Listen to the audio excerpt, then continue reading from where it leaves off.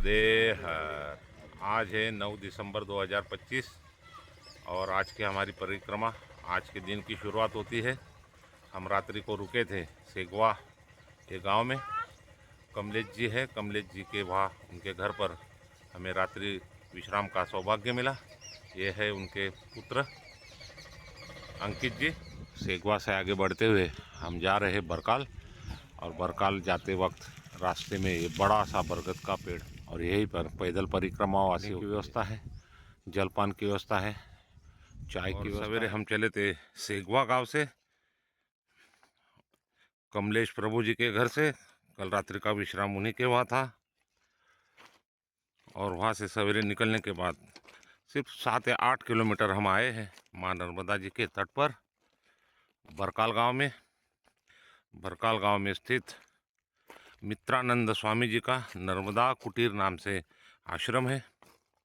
हमारे साथ ये जो बाबा जी चल रहे हैं, ये बाबा जी के गुरु थे मित्रानंद स्वामी जी। तो इसी वजह से ये बाबा जी हमें लेके आए हैं इस आश्रम पर।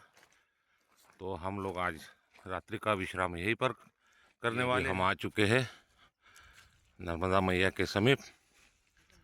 ये बाबा जी है आसाराम जी बापू। अभी हम लोग क्यों आए ये आपको बताना चाहूँगा। ये है रुद्राक्ष, 108 रुद्राक्ष लेके चल रहे हैं हम लोग। ये हम बाबा जी को देंगे। बाबा जी इनको माँ नर्मदा के जल से शुद्ध करेंगे।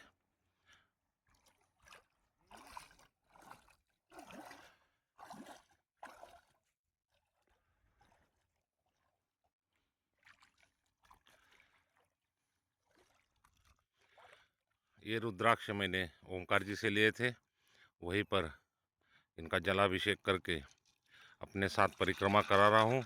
ये रुद्राक्ष जी की भी इनका रोज विधिवत पूजन होता है। ये रुद्राक्ष मैंने इसलिए लिए है, ये रुद्राक्ष हम देने वाले हैं जिन पर माई की कृपा होगी। हमारे चैनल पर जितने भी लोग देखते हैं लाइक करें, कमेंट किया करें, नर्मदे हर लिखो। उन्हीं भक्तों में से 108 भक्तों को हम एक एक रुद्राक्ष भेंट स्वरूप देने वाले हैं। अभी देखते हैं माई की कृपा किसकी होगी। इसलिए ये वीडियो आप शेयर करिए अपने रिश्तेदारों में, मित्र मंडली में। जिन पर माई की कृपा होगी उनको ये रुद्राक्ष हम भेंट स्वरूप देने वाले हैं। हर। आज तारीख है 10 दिसंबर 2025 और हम कल पहुँचे थे बरकाल में। आइए हम लोगों ने जहाँ पर विश्राम किया था बरकाल के इस आश्रम में आपको भी दिखाते हैं। नर्मदा कुटी आश्रम, आसाराम जी महाराज चल रहे हैं, इनके ये गुरु है।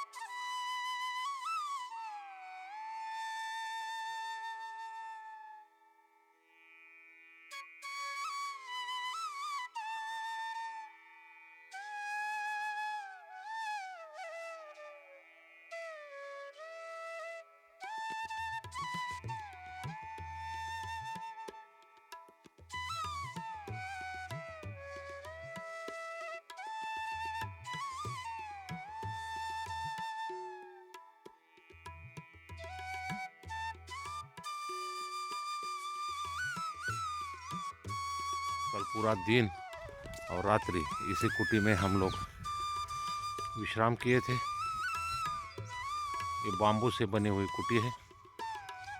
ये कुटी में हमें सौभाग्य मिला विश्राम का।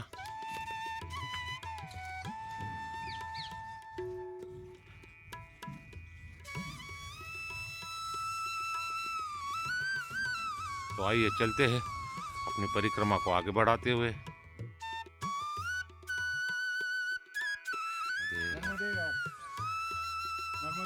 नर्मदे हर। अभी हम लोग यहाँ रुके थे, यहाँ बाल भोग चाय प्रसादी करके अभी हम लोग निकल रहे हैं चाणोद की ओर। नर्मदे हर। अभी हम पहुँच चुके हैं कुबेर भंडारी। ये गाड़ी अपने यहाँ पार्क करके अब हम लोग जाने वाले हैं मंदिर में दर्शन करने। आइए आपको भी दर्शन कराते हैं। ये है शनिदेव का मंदिर, श्री हनुमान जी। आइए हम भी दर्शन करेंगे। पहुँच चुके हैं श्री कुबेर धाम। ये है कुबेर भंडारी जी का मंदिर, श्री महाकाली जी का मंदिर। आइए चलते हैं दर्शन करने। शायद फोटोग्राफी अलाउ नहीं है। इधर विराजित है श्री नर्मदेश्वर शिवलिंग, श्री नर्मदेश्वर महादेव। ये है अंगारेश्वर जी महादेव, ये है सिद्धनाथ जी महादेव।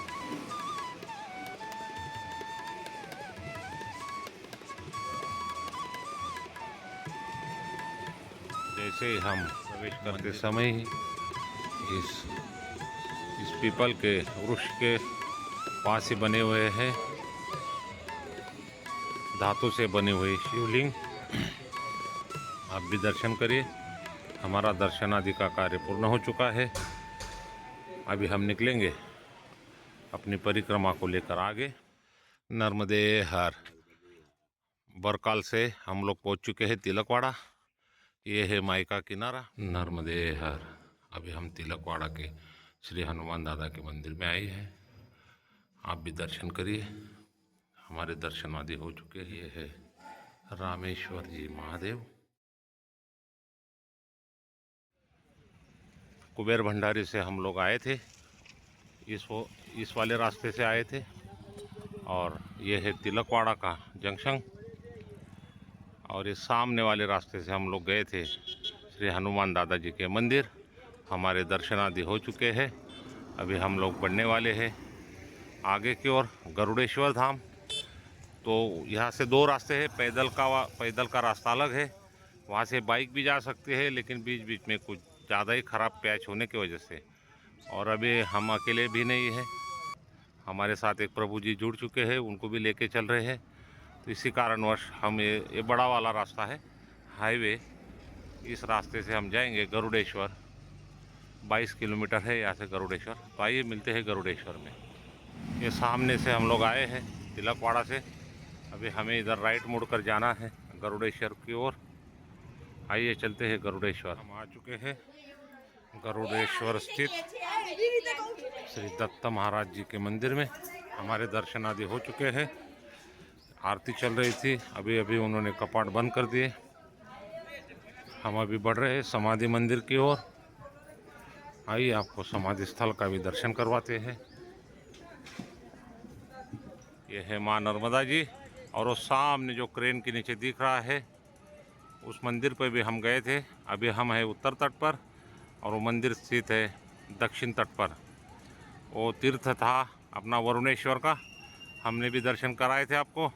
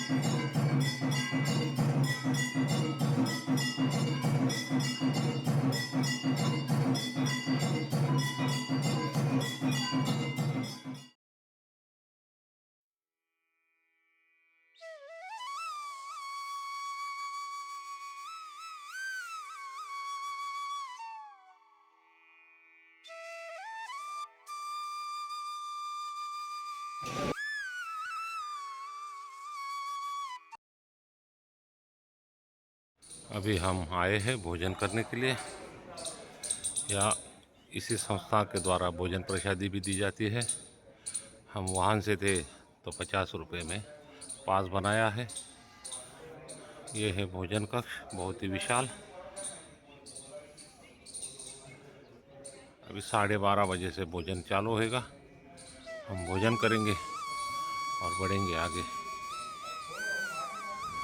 गरुड़ेश्वर थोड़ा ही आगे आने के बाद ये लगता है हाईवे। इधर से हम लोग आए थोड़ा पीछे से और ये रास्ता सीधा जाएगा स्टैचू ऑफ यूनिटी के लिए, लेकिन हमें मुड़ना है इस ओर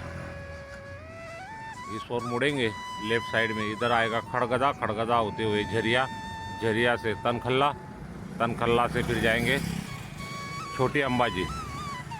अभी हम पहुंच चुके हैं झरिया गांव। झरिया गांव से थोड़ा आगे चलकर ये हनुमान जी का मंदिर आता है। ये है पंचमुखी हनुमान जी, जहाँ पर परिक्रमावासी विश्राम करते हैं। हम पहुंच चुके हैं नानी अंबाजी।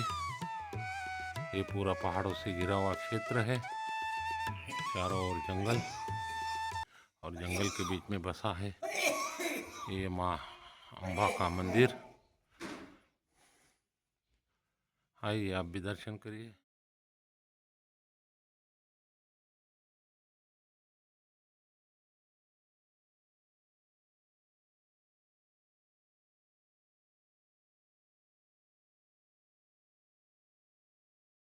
अम्बे मात के बाजू में ही बना है ये शिव भोलेनाथ जी का मंदिर।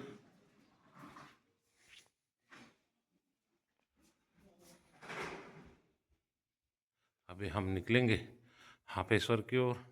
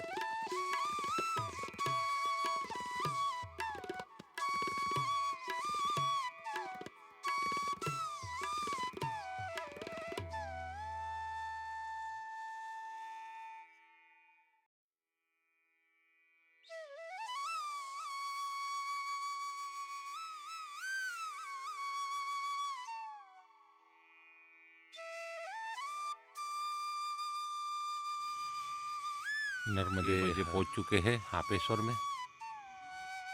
अभी हमारा पूजन वगैरह हो चुका है। काफ़ी जंगल का रास्ता था, संकरे रास्ते थे, गड्ढे भी थे और काफ़ी सारे मोड़ उतार चढ़ाव, चढ़ना उतरना वो संभल के चलना पड़ रहा था, इसीलिए थोड़ा सा लेट हो गए। लेकिन सही वक्त पर आश्रम पर हम पहुंच चुके हैं। काफ़ी इंटीरियर में, बिल्कुल मैया के तट के पास बसा हुआ, जंगलों के बीचों बीच यहाँ पेश्वर महादेव जी के मंदिर हम पहुंच चुके हैं। और आज का ब्लॉग भी हम यहीं पर समाप्त करते हैं। कल मिलेंगे, तब तक के लिए सबको नर्मदे हर।